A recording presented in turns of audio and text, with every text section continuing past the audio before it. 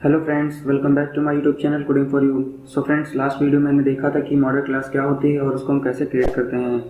Last video में हमने model class के फुल कॉन्सेप्ट के बारे में बात की थी। हमने देखा था कि मॉडल क्लास को हम कैसे अपने एंड्रॉयड में यूज़ करते हैं। सो फ्रेंड्स, आज की इस वीडियो में हम देखेंगे कि हम एक प्रोफेशनल तरीके से कोड को कैसे इम्प्लीमेंट करते हैं और हम देखेंगे कि एक सेपरेट व्यू होल्डर क्लास को हम कैसे क्रिएट करते हैं और उसको हम कैसे अपने एंड्रॉयड में यूज़ करते हैं।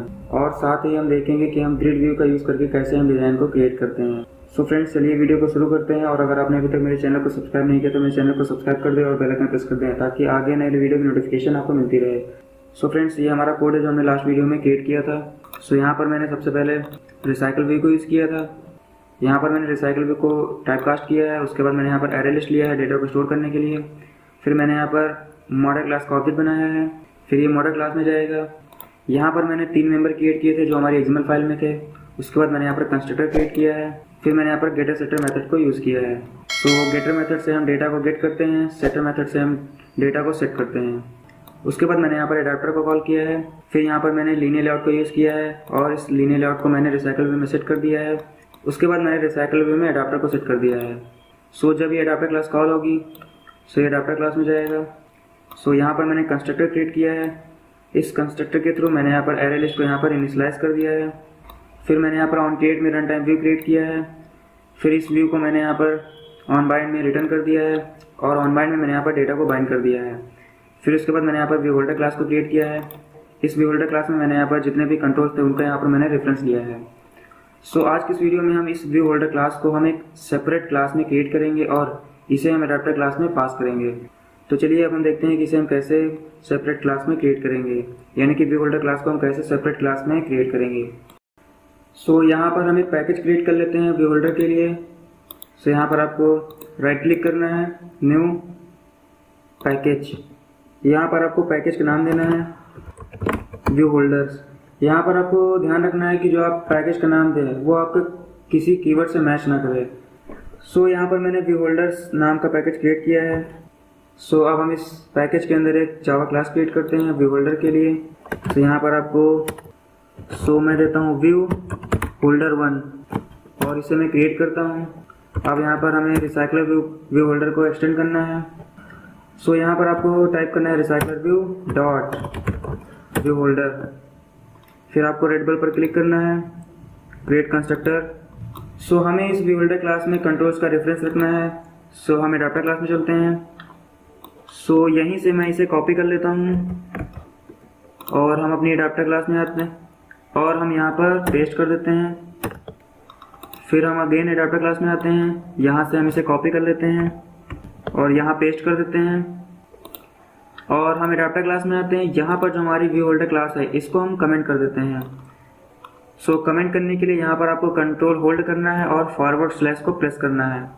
सो अब हमें क्या करना है, हमें इस व्यू होल्डर क्लास का एक जेनरिक टाइप हमें इस एडाप्टर क्लास में पास करना पड़ेगा। सो यहाँ पर हमारी जो व्यू होल्डर क्लास थी वो हमारी इसी सेम एडाप्टर क्लास में थी, लेकिन जो अब हमारी व्यू होल्डर क्लास है वो सेपरेट क्लास में है। तो उसका हमें जेनरिक टाइप पास करना पड़ेगा इस एडाप्टर क्लास में। यहाँ पर हमें इस व्यू होल्डर क्लास का नाम देना है। सो मेरी क्लास का नाम है माई होल्डर 1। सो मैंने व्यू होल्डर क्लास का जेनरिक टाइप इस एडाप्टर क्लास में पास कर दिया है। सो यहाँ पर ऑन बाइंड में आते हैं। यहाँ देखिए हमारे जो कंट्रोल्स थे इमेज और टेक्स्ट, वहाँ पर हमें एक एरर दे रहा है। यहाँ पर हमें एरर इसलिए आ रही है क्योंकि जो हम व्यू होल्डर क्लास में रेफरेंस रखते हैं कंट्रोल्स का वो हमारी सेपरेट क्लास में है। तो हम माई होल्डर क्लास में चलते हैं। यहाँ पर जो हमारे कंट्रोल्स हैं इनको हमें पब्लिक करना पड़ेगा, तभी हम उसे दूसरी क्लास में एक्सेस कर सकते हैं। सो यहाँ पर मैं इसे पब्लिक कर देता हूँ, पब्लिक। सो अब हम इन कंट्रोल्स को इस एडाप्टर क्लास में एक्सेस कर सकते हैं। सो देखिए वो एरर रिजॉल्व हो गई है। सो यहाँ देखिए मैंने separate view holder class create की है। यहाँ पर मैंने जितने भी हमारे एक्सएमएल फाइल के कंट्रोल्स थे उनका मैंने यहाँ पर रेफरेंस रख लिया है। सो आप इसी एडाप्टर क्लास में भी व्यू होल्डर क्लास को क्रिएट कर सकते हैं या आप सेपरेट क्लास में भी व्यू होल्डर क्लास को क्रिएट कर सकते हैं। सो अब हम इस एप्लीकेशन को रन करके देखते हैं। सो फ्रेंड्स देखिए मेरी एप्लीकेशन प्रॉपर्ली वर्क कर रही है। यहाँ पर हमारा पूरा डेटा शो हो रहा है जो हमने यूज़ किया है। सो फ्रेंड्स इस तरह से आप सेपरेट व्यू होल्डर क्लास को क्रिएट कर सकते हैं। सो देखिए यहाँ हमारा जो डेटा है वो वर्टिकल स्क्रॉल हो रहा है। सो अगर हमें डेटा को हॉरिजॉन्टली स्क्रॉल करना है तो उसे कैसे करते हैं चलिए देखते हैं। सो हम रिसाइकलर व्यू क्लास में आते हैं। यहाँ पर देखिए मैंने यहाँ पर लीनियर लेआउट मैनेजर को यूज़ किया है जिसकी ओरिएंटेशन बाय डिफ़ॉल्ट वर्टिकल होती है। सो अब हमें यहाँ पर डेटा को हॉरिजॉन्टली स्क्रॉल करना है। सो हमें यहाँ पर लेआउट मैनेजर की ओरिएंटेशन सेट करनी पड़ेगी। सो उसके लिए यहाँ पर आपको टाइप करना है लेआउट मैनेजर। सो ये लेआउट मैनेजर हमारा ये वाला ऑब्जेक्ट है, तो हमें इसकी ओरिएंटेशन सेट करनी है।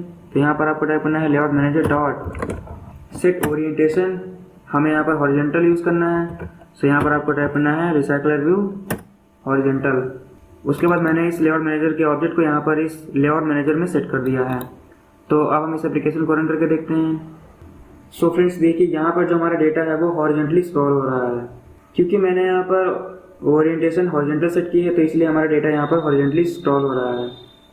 सो इस तरह से आप लेआउट मैनेजर हॉरिजॉन्टल को यूज़ कर सकते हैं और डेटा को हॉरिजॉन्टली स्क्रॉल कर सकते हैं। सो अब हम यहाँ पर डेटा को ग्रिड के फॉर्म में शो करना चाहते हैं, यानी कि हम यहाँ पर एक ग्रिड व्यू लेआउट मैनेजर को यूज़ करेंगे। सो मैंने यहाँ पर लीनियर लेआउट मैनेजर को यूज़ किया है। सो अब हम यहाँ पर ग्रिड लेआउट मैनेजर का यूज़ करके डेटा को ग्रिड में शो करना चाहते हैं। तो सबसे पहले हम बात कर लेते हैं कि डेटा जो हमारा है वो ग्रिड के फॉर्म में कैसे शो होता है। सो देखिए, ये हमारे मोबाइल की स्क्रीन है।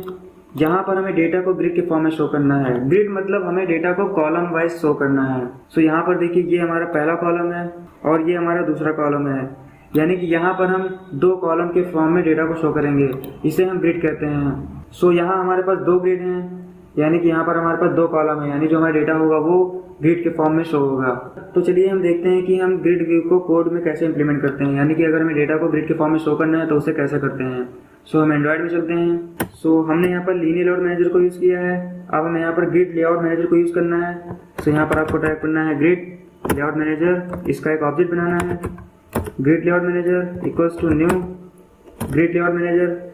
यहाँ पर हमें दो आर्गुमेंट पास करने पड़ेंगे। सबसे पहला कॉन्टेक्स्ट दिस, उसके बाद हमें यहाँ पर स्पैन काउंट पास करना है। स्पैन काउंट क्या होता है? स्पैन काउंट हमारा कॉलम होता है, यानी कि जो हमारा डेटा है वो कितने कॉलम में शो होगा, यानी जो हमारी एक रो होगी उसमें कितने कॉलम को हम शो करेंगे। सो यहाँ देखिए, हमारे पास दो कॉलम है, यानी दो स्पैन काउंट है। सो डेटा को हम यहाँ पर दो ग्रिड में शो करेंगे, तो इसीलिए मैंने यहाँ पर स्पैन काउंट 2 लिया है। तो अब हम इस ग्रिड लेआउट मैनेजर को इस लेआउट मैनेजर में सेट करेंगे। तो यहाँ पर हमें यहाँ पर आपको टाइप करना है ग्रिड लेआउट मैनेजर। तो ये ग्रिड लेआउट मैनेजर हमारा इस लेआउट मैनेजर में सेट हो गया है। सो अब हम इस एप्लीकेशन को रन करके देखते हैं। सो फ्रेंड्स, मेरी एप्लीकेशन ओपन हो गई है। सो देखिए, यहाँ पर हमारा जो डेटा है वो ग्रिड के फॉर्म में शो हो रहा है। हमने यहाँ पर स्पैन काउंट 2 लिया था, इसीलिए यहाँ पर हमें दो ग्रिड के फॉर्म में डेटा शो हो रहा है। सो देखिए, यहाँ पर जो हमारी डिज़ाइन है वो थोड़ी सी अच्छी नहीं लग रही है, यानी कि जो हमारी डिज़ाइन है उसको हमें यहाँ पर सेट करना पड़ेगा। सो जो हमारी डिज़ाइन है वो लीनियर लेआउट के अकॉर्डिंग सेट है। सो अगर हमें डेटा को ग्रिड लेआउट में सेट करना है, यानी कि हमारा डेटा जो है उसे ग्रिड के फॉर्म में शो करना है, तो हमें उसकी डिज़ाइनिंग में थोड़ा सा चेंजेस करना पड़ेगा, यानी हमें डिज़ाइन को ग्रिड लेआउट के फॉर्म में सेट करना पड़ेगा। यहाँ पर हम सिंगल रो की डिज़ाइन में चलते हैं।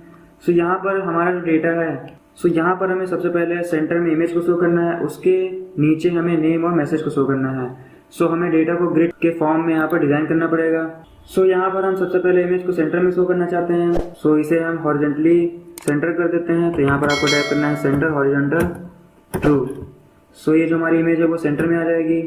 उसके बाद हमें नेम और मैसेज को इस इमेज के नीचे शो करना है। सो हम टेक्स्ट व्यू में आते हैं। यहाँ पर हम टू राइट ऑफ को डिलीट कर देते हैं। हमें इमेज के नीचे शो करना है लेआउट बिलो और इमेज टू, क्योंकि हमें इमेज के नीचे शो करना है। सो ये इमेज के नीचे आ जाएगा। उसके बाद हमें मैसेज को इस नेम के नीचे शो करना है। सो हम इस राइट ऑफ को डिलीट कर देते हैं। सो देखिए, यहाँ पर जो हमारा मैसेज है वो नेम के नीचे शो हो रहा है। सो यहाँ पर जो हमारा एक ग्रिड होगा, यानी जो हमारी एक कार्ड व्यू होगा, उसमें हमारा जो इमेज है वो सेंटर में शो होगा। उसके बाद हमारा नेम और मैसेज शो होगा। तो चलिए अब हम इस एप्लीकेशन को रन करके देखते हैं। सो देखिए, यहाँ पर जो हमारा डेटा है वो प्रॉपरली डिस्प्ले हो रहा है, यानी कि सबसे पहला जो हमारा कार्ड व्यू है उसके अंदर हमारा सबसे पहले सेंटर में इमेज शो हो रही है, उसके बाद हमारा नेम और मैसेज शो हो रहा है। सो इस तरह से हम ग्रिड लेआउट मैनेजर को यूज़ करते हैं और डेटा को ग्रिड के फॉर्म में शो करते हैं। सो हम जावा फाइल में चलते हैं। सो देखिए, यहाँ पर हमारे पास डेटा है वो दो ग्रिड के फॉर्म में शो हो रहा है, यानी कि जो हमारी स्पैन काउंट है वो 2 है। सो अगर हम यहाँ पर स्पैन काउंट 3 कर देते हैं, सो यहाँ से हम 2 को चेंज करके 3 कर देते हैं। अब हम इस एप्लीकेशन को दोबारा रन करते हैं। सो अब जो हमारा डेटा होगा वो हमारा 3 ग्रिड के फॉर्म में शो होगा, यानी जो हमारा डेटा है वो 3 कॉलम में शो होगा। सो देखिए, यहाँ पर हमारा जो डेटा है वो 3 ग्रिड में शो हो रहा है, क्योंकि मैंने यहाँ पर स्पैन काउंट 3 लिया है। सो इसी तरह से आप जितने स्पैन काउंट यूज़ करेंगे उतने कॉलम में आपका डेटा शो होगा। हम ग्रिड लेआउट को यूज़ हम गैलरी ऐप बनाने में करते हैं, यानी कि अगर हमें एक गैलरी जैसा ऐप कोई बनाना है जिसमें हमें डेटा को ग्रिड के फॉर्म में शो करना है तो वहाँ पर हम ग्रिड लेआउट मैनेजर को यूज़ करते हैं। सो आप अपने मोबाइल की गैलरी ओपन करिए, वहाँ पर देखिए जो हमारा जो इमेज होती है वो हमारे ग्रिड के फॉर्म में ही शो। किसी मोबाइल में हमारा जो इमेज होता है वो 2 ग्रिड में शो होता है, किसी मोबाइल में हमारा डेटा 3 ग्रिड में शो होता है। सो फ्रेंड्स, आई होप आपको समझ में आ गया होगा कि हम ग्रिड लेआउट मैनेजर को कैसे यूज़ करते हैं और हम कैसे डेटा को ग्रिड में शो करते हैं। सो फ्रेंड्स, आज की वीडियो में हमने देखा कि हम सेपरेट व्यू होल्डर क्लास को कैसे क्रिएट करते हैं और उसको कैसे हम अपने एडाप्टर क्लास में यूज़ करते हैं, और हमने देखा कि हम डेटा को कैसे ग्रिड के फॉर्म में शो करते हैं, यानी कि जो हमारा डेटा होता है उसको अगर हमें ग्रिड में शो करना है तो उसको हम कैसे यूज़ करते हैं। So friends, I hope all of you like this video. So friends, आज की इस वीडियो में इतना ही। मिलते हैं नेक्स्ट वीडियो में किसी नए टॉपिक के साथ, and I will see you in next time.